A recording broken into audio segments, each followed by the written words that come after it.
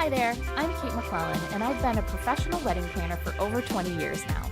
I started Planning Collective when I noticed that though most couples are super excited about getting engaged, they quickly feel overwhelmed and intimidated by the actual process of planning their weddings.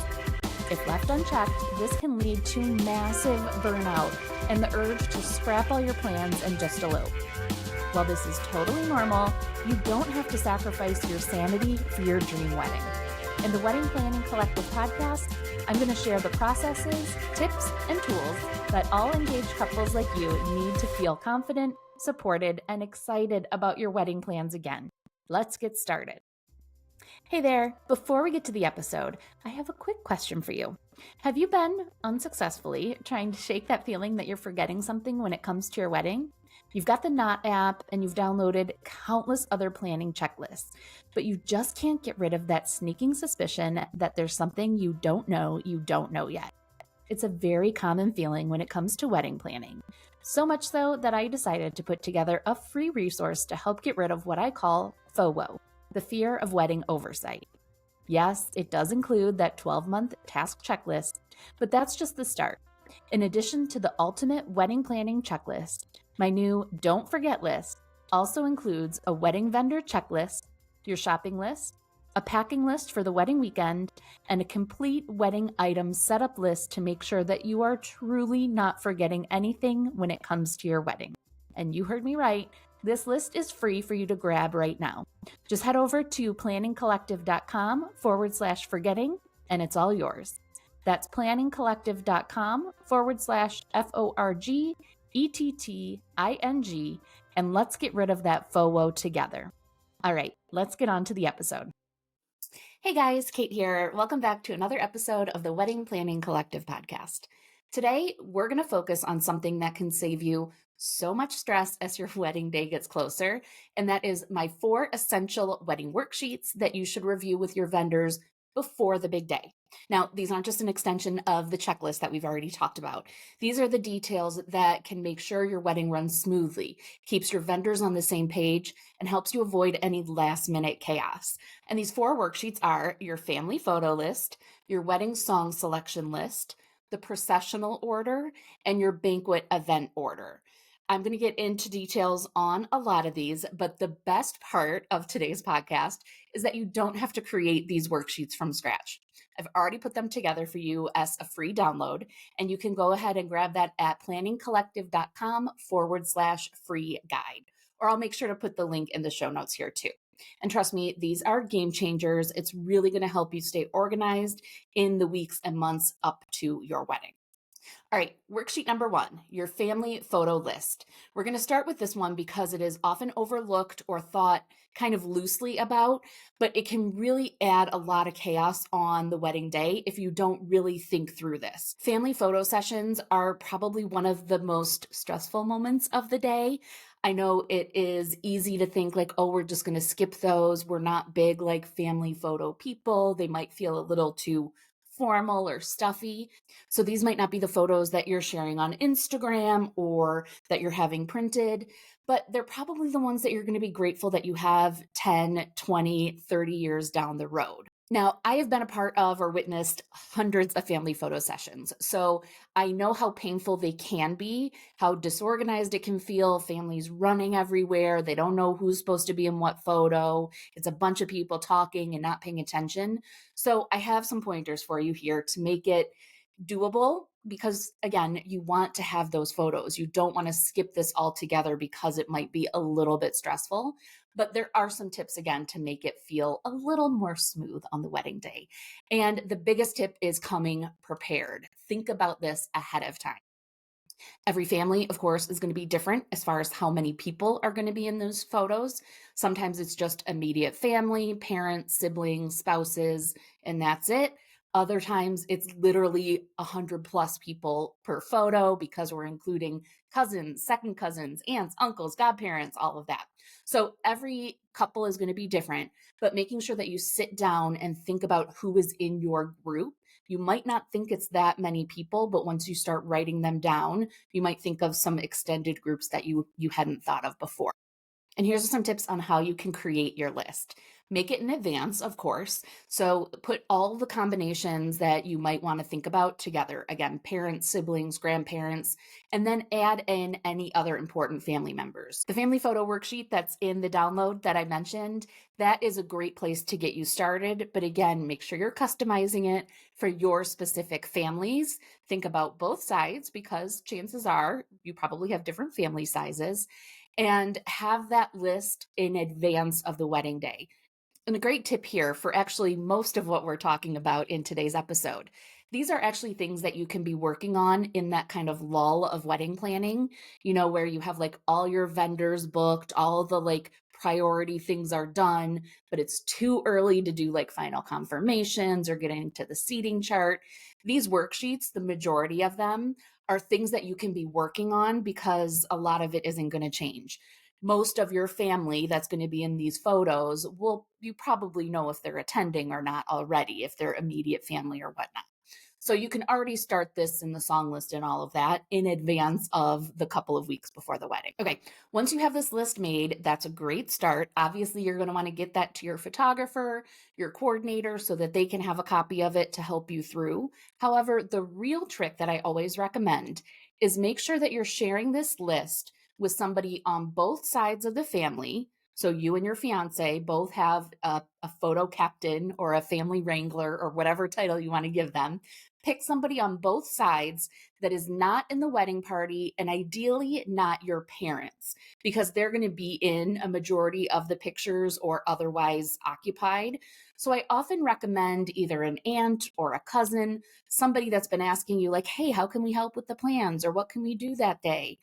They're going to be the perfect ones that can look at your list. They know who they're looking for. And that's the biggest thing that we need help with as a planner. I can have this list. I can help my couples create the list. But as I'm looking out into the sea of people, I have no idea who I'm looking for.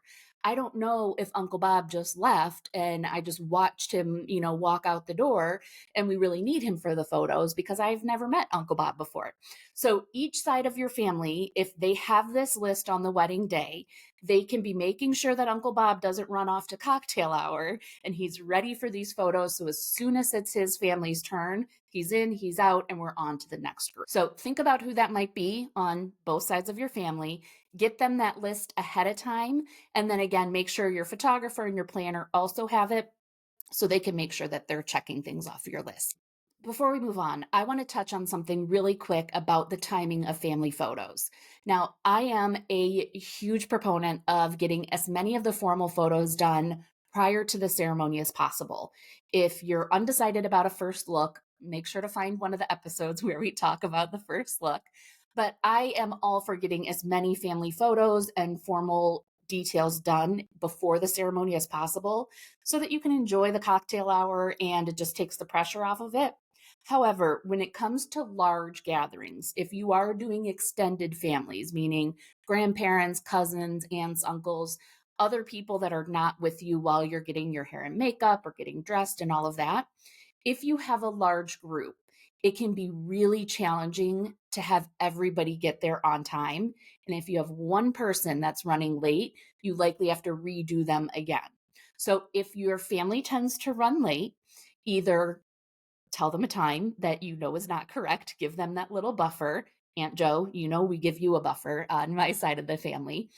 Tell your version of Aunt Joe if photos start at 4:30, you're telling Aunt Joe 3:30. So she's there at 4, she's on site, she's saying hello to everybody and talking, and she's ready for those photos at 4:30. Or you can do the majority of your photos with like your wedding party and immediate family before, and after the ceremony, just have those extended family photos, have time set aside for those so that you can knock those out and not have to stress about people being on time. All right, worksheet number 2. This is another perfect one to get a jump start on. We're going to talk about your wedding song selections.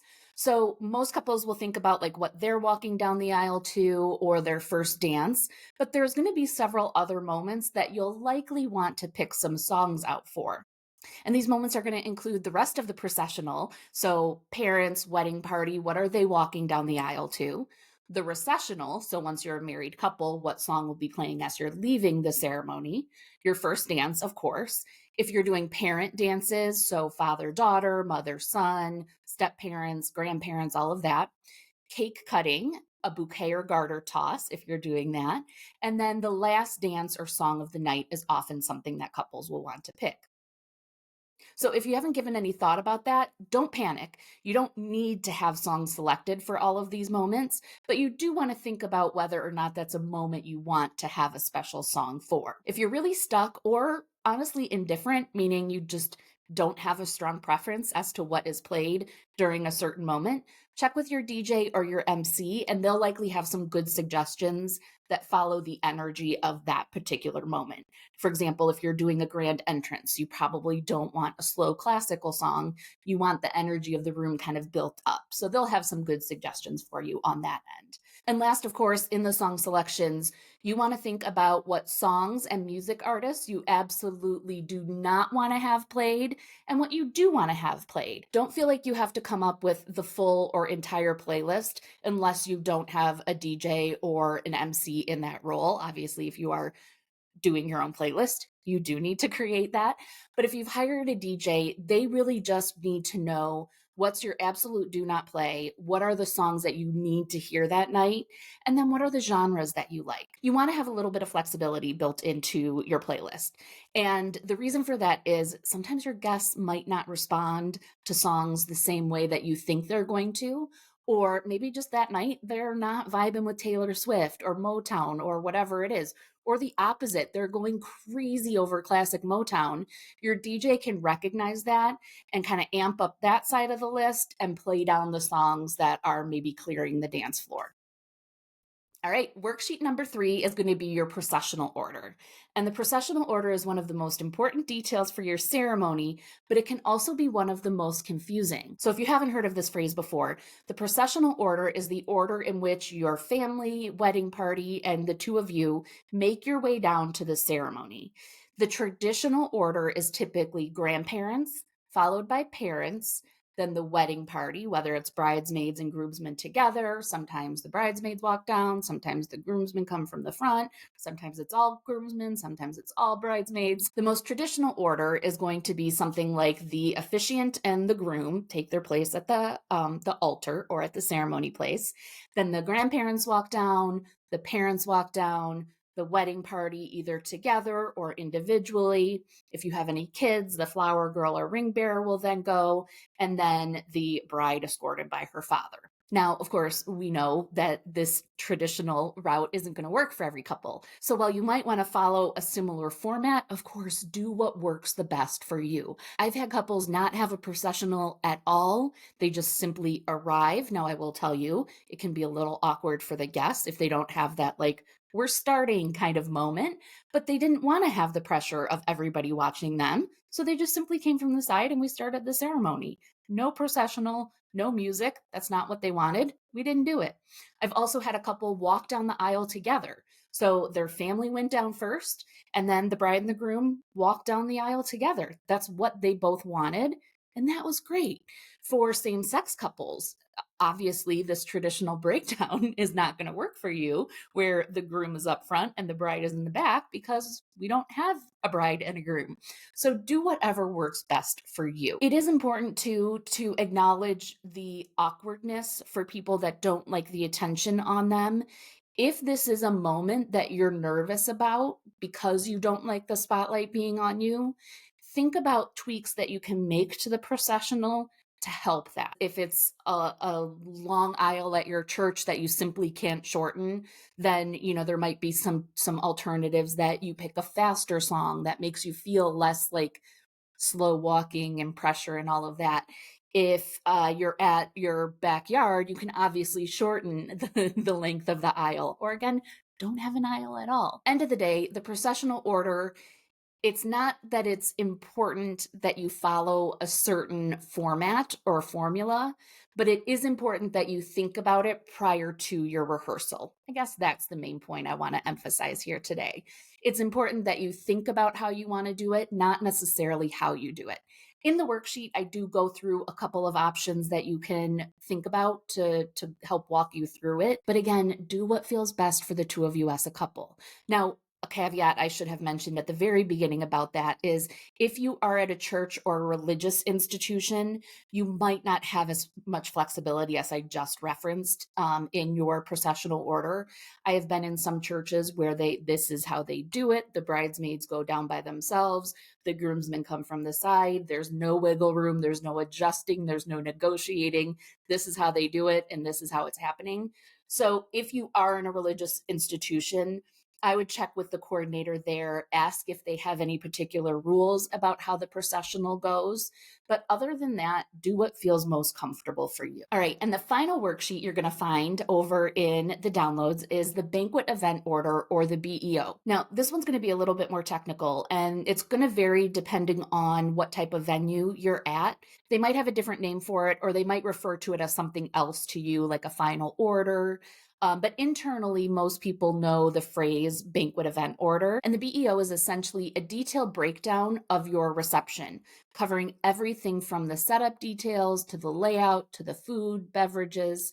Everything that you need to know from a reception standpoint is going to be in that banquet event order.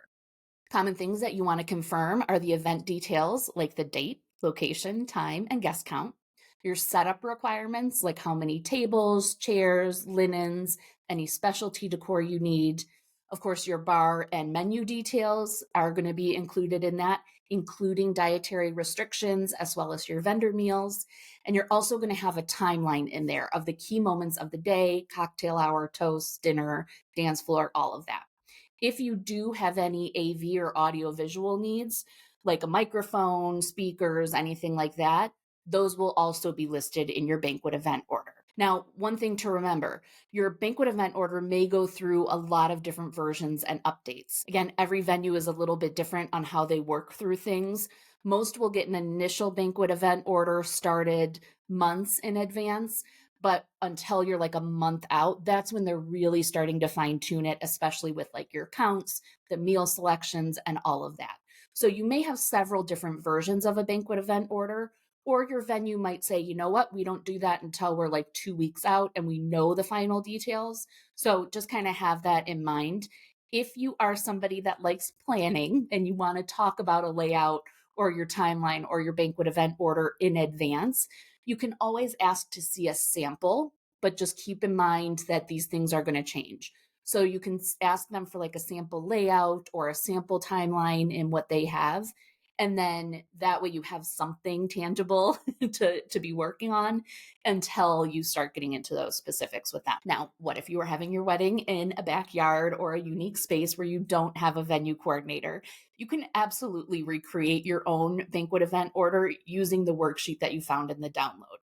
But do check with your catering team or your bartenders, because they might have a different version that they're going to work with you on. So you don't need to like reinvent the wheel on it. Okay, before we wrap up, I want to make sure that you know that the whole point of these worksheets is to help keep you organized and think about things in advance of the wedding. Make them your own. Wedding days can be such a big whirlwind, so you want to have these things thought about in advance so you don't look back and think like, oh my gosh, we missed this whole section of family members that we didn't get pictures with. So make sure you get your copy of the free guide, planningcollective.com/free guides, and get that download. It will really help you as you're planning these little details. And if you found this episode helpful, I would love it if you could take a quick second to give me a quick review. It would mean the world to me, and it will help other couples find the wedding help they need. Thank you so much, and I will see you in the next episode.